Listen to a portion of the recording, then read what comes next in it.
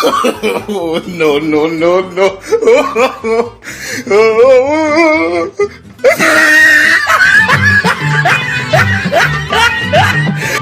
गोलमाल है भाई, सब गोलमाल है,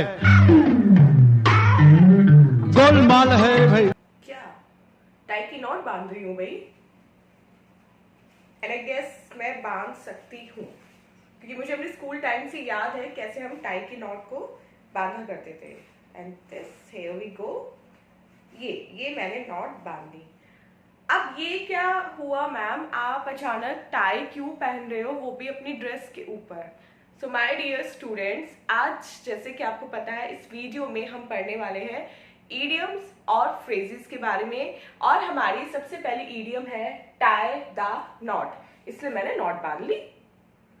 अरे नहीं मैम, ये टाई द नॉट का मतलब टाई की नॉट बांधना नहीं होता।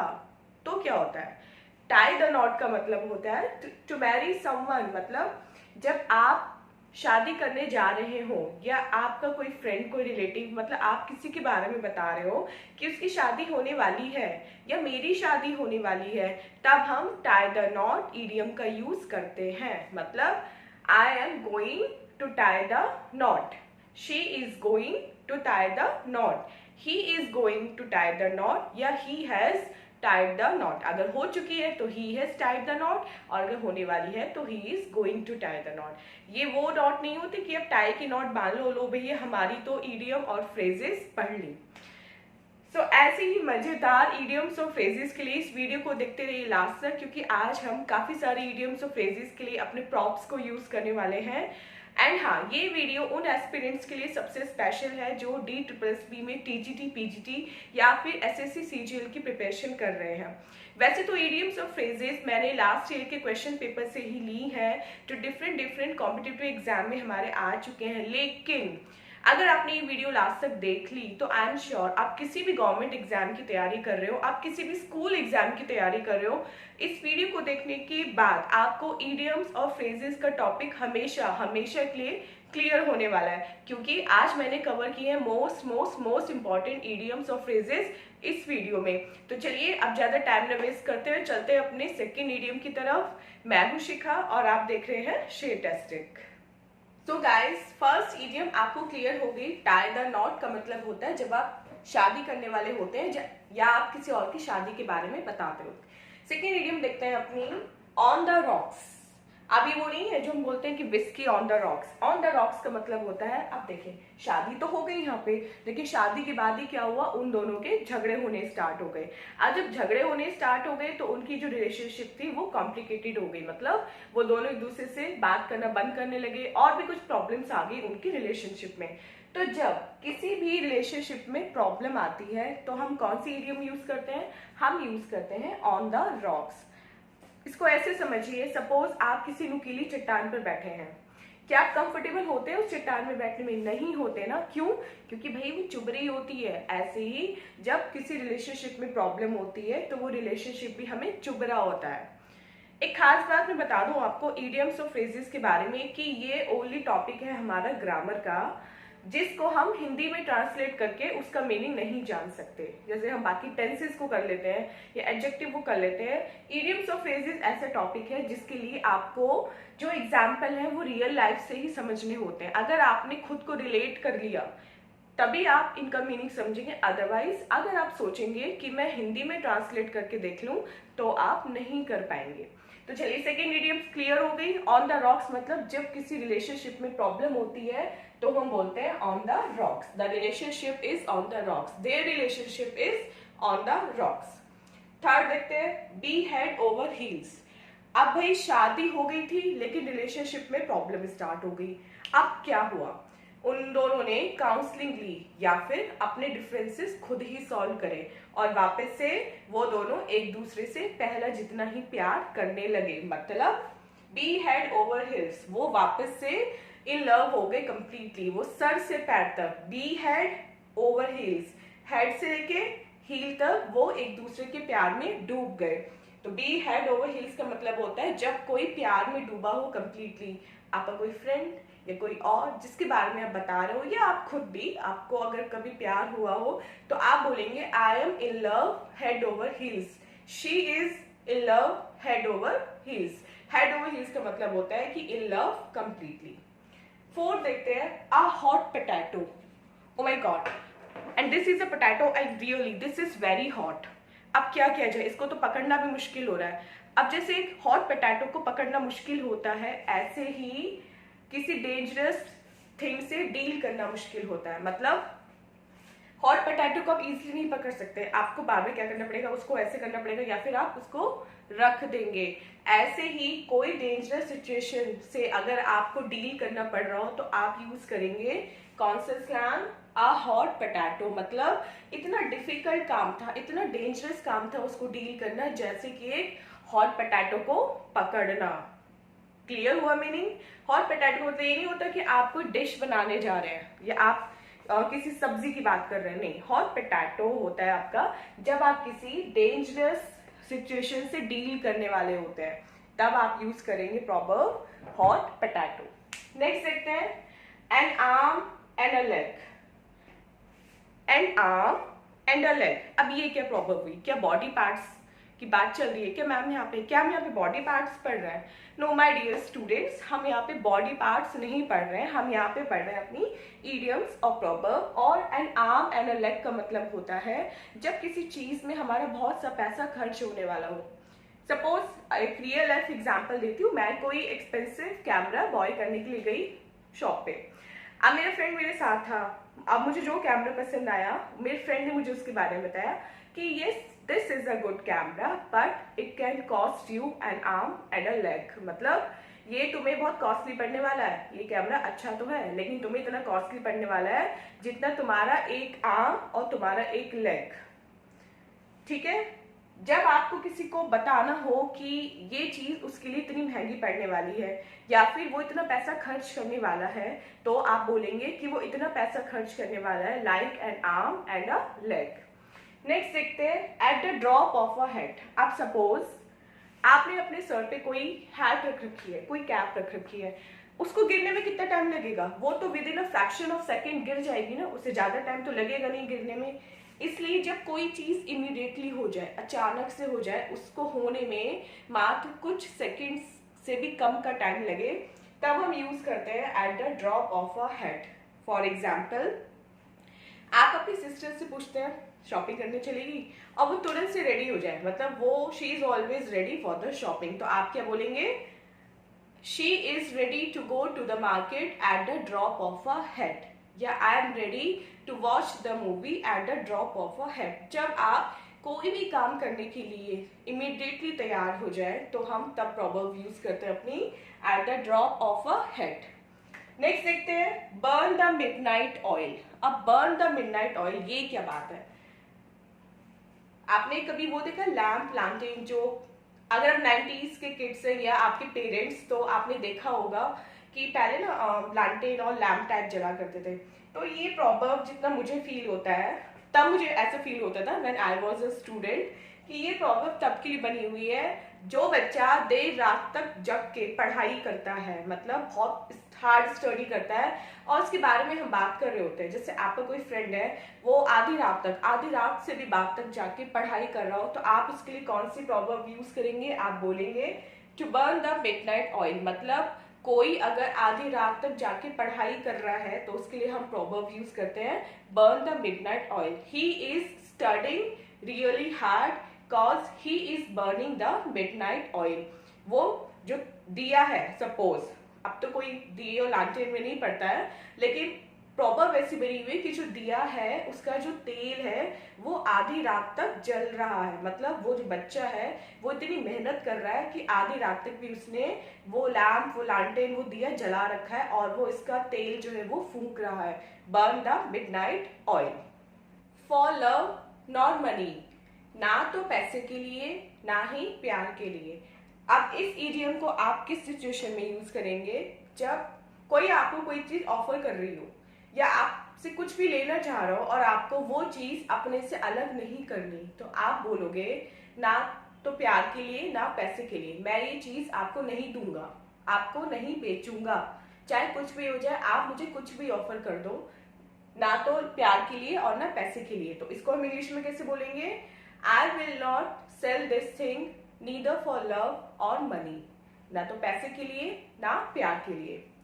Next, leave somebody at the altar. ऐसी कोई सिचुएशन हो जहाँ पे सामने वाला पर्सन शादी करने से मना कर दे जस्ट फ्यू मिनट्स पहले, या उस दिन या कुछ घंटे पहले, मतलब शादी से जस्ट पहले मना कर दे। उस केस में हम जो इडियम यूज करते हैं वो होती है हमारी leave somebody at the Alt. शादी के मंडप में किसी को छोड़ जाना, शादी के जस्ट पहले शादी करने के लिए मना कर देना, leave somebody at the Alt. Next, fix somebody up. अब यहाँ पे क्या हो रहा है, ये दो लोगों को फिक्स किया जा रहा है, दो लोगों को जोड़ा जा रहा है, और इसी इडियम से इसका मीनिंग क्लियर हो रहा है कि जब हम अपने लिए या हम अपने किसी फ्रेंड के लिए कोई रोमांटिक पार्टनर ढूंढते हैं तो हम उसे फिक्स कर रहे हैं उस दूसरे पर्सन के साथ। जैसे कहते हैं ना, भाई उससे बात कर ले, भाई उसका नंबर ला दे, वो लड़की मुझे बहुत अच्छी लगती है।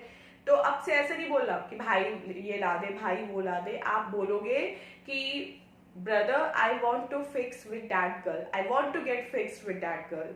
तो टू फिक्स समबडी अप का मतलब होता है कि किसी को किसी के साथ लिंक अप करना, किसी की किसी से बात करके उन दोनों को एक रोमांटिक पार्टनर बनाना। Next is bite off more than you can chew. जितना तुम चबा सकते हो उससे ज्यादा तुमने खाया। क्लियर है मीनिंग? मतलब उतनी ही बातें करो जितना तुम कर सको, उतना ही शो ऑफ करो जो तुम्हारे लिए सही हो, वरना लोगों को पता चल जाएगा कि तुम एक्स्ट्रा शो ऑफ कर रहे हो। उतना ही बाइट करो, उतना ही टुकड़ा लो जितना तुम्हारे मुंह में आ सके, जितना तुम चबा सको, एक्स्ट्रा मत खाओ। इसलिए take way task way too big. जब हम अपने जरूरत से ज्यादा या जब हम अपनी कैपेबिलिटी से ज्यादा कोई बड़ा काम ले लेते हैं, कोई बड़ा प्रोजेक्ट ले लेते हैं या बड़ी बड़ी बातें करते हैं, बहुत शो ऑफ करते हैं, उस केस में हम बोलते हैं bite off more than you can chew. ठीक है। नेक्स्ट है क्यूरियोसिटी किल्ड द कैट। अब यहाँ पे क्या हुआ, क्यूरियोसिटी ने कैट को मार दिया। ओह माय गॉड, कैट मर गई। कैट मर गई किससे? क्यूरियोसिटी से। क्यूरियोसिटी मतलब जिज्ञासा, ज्यादा जानने की इच्छा जो होती है उसको हम क्या बोलते हैं? उसको हम बोलते हैं क्यूरियोसिटी। और यहाँ पे किसने किसको मार दिया? क्यूरियोसिटी ने ओ माय गॉड बेचारी कैट को मार दिया।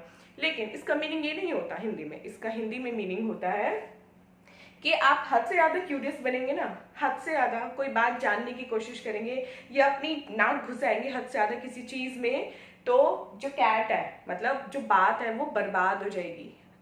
सामने वाले पर्सन पे आपका इंप्रेशन जो है वो बिल्कुल बेकार हो जाएगा। इसलिए being too curious is not good. ज्यादा क्यूरियस होना भी अच्छा नहीं होता। Curiosity killed the cat. जैसे for example, don't ask for her divorce because curiosity can kill the cat. उसके डिवोर्स के बारे में मत पूछना, ऐसा ना हो वो तुम पे भड़क जाए और तुम्हें ही सुना दे। तो तुम्हारी जो क्यूरियोसिटी है वो ऐसा ना हो कि तुम्हें ही मार डाले। You are the cat here and the curiosity is the problem. तो क्यूरियोसिटी इतनी दिखाओ, इतनी किसी चीज में घुसो जितना तुम्हारे लिए सही हो। Next is ball is in your court. कोई बॉल है, suppose this is the ball, और ये तुम्हारे कोर्ट में है। तो अब बॉल, मेरी बॉल तुम्हारे कोर्ट में है, तो मैम ये क्या मीनिंग हुआ? बॉल किसी के भी कोर्ट में क्या फर्क पड़ता है? हमें तो गेम खेलना है। आप चाहे बैडमिंटन खेल रहे हो या आप लॉन टेनिस खेल रहे हो, आपको तो खेलना है ना। लेकिन ये सपोज एक बॉल है, ये बॉल है, और इस बॉल को मैंने सपोज दूसरे कोर्ट में फेंक दिया। ऐसे ये गई बॉल दूसरे कोर्ट में। इसका मीनिंग हुआ कि अब जो बात है वो तुम्हारे डिसीजन पे डिपेंड करती है। मैंने अपना काम कर दिया, now the ball is in your court. मैंने तो अपना शॉट मार दिया, अब क्या? अब तुम्हें अपना शॉट मारना है। अब जो भी डिसीजन है, योर डिसीजन नाउ। अब जो भी डिसीजन लेना है वो तुम्हें लेना है। मैं अपना काम कर चुका हूँ। मतलब जब हम अपना काम करने के बाद और सामने वाले पे बात छोड़ देते हैं कि भाई अब तुम देखो और तुम्हारा काम जाने, उस केस में बोलते हैं the ball is in your court now. Best of both the words. दोनों संसार का सबसे बेस्ट, ये इडियम हम यूज करते हैं उस केस में जब किसी पर्सन को ऐसी अपॉर्चुनिटी मिली हो जो उसको पहले कभी ना मिली हो, जो उसको उसके लिए बेस्ट हो, तब हम इस इडियम का यूज करते हैं। मतलब best of both the words मतलब एंजॉयिंग टू डिफरेंट अपॉर्चुनिटीज। दो डिफरेंट अपॉर्चुनिटीज को एक साथ एंजॉय करना।